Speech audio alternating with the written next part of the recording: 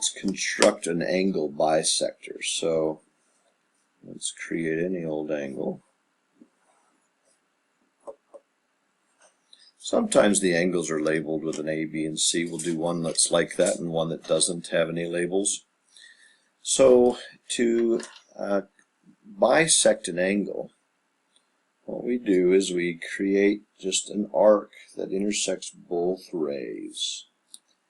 This forms 2 points on our rays. We'll call this angle ABC now.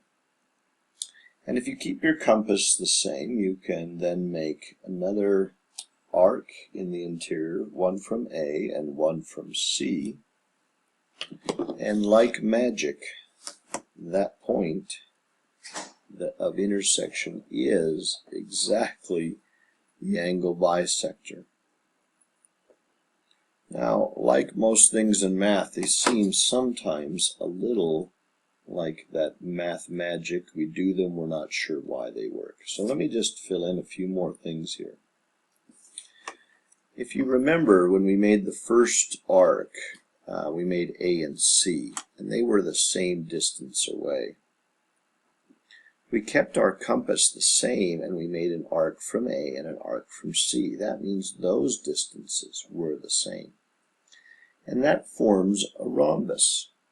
And a rhombus has the characteristics that the diagonals bisect angles. So we're actually using information about a rhombus to help us here. Now I will say there are other ways to do an angle bisector. Let's talk about if there's some points already on it. Let's say, A is up here, B's our vertex, C is right here.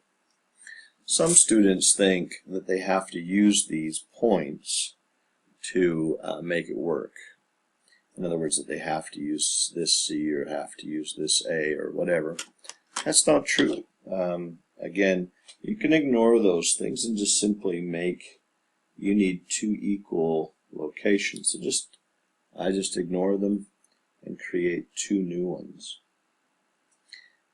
In doing so, I get my 2 equal locations. Now I am going to change it up here a little bit just to show you a different way to do it. Some people change their compass at this stage, make it maybe a little bit longer.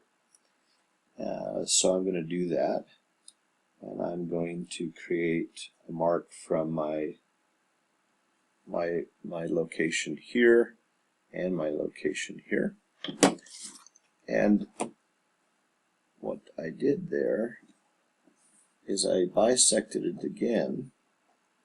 This time I created a length from, I better label these, so BD and BE, those were the same.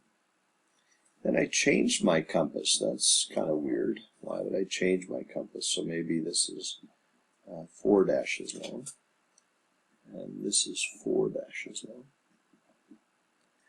And I did not make a rhombus this time.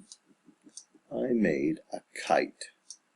Now, a kite, fortunately, has the same properties, that it bisects the angle here and the angle here, so a kite works just as fine as a rhombus. I would stick to this technique here, though. It keeps it quite simple, and you just leave your compass length the same. This is how we bisect angles.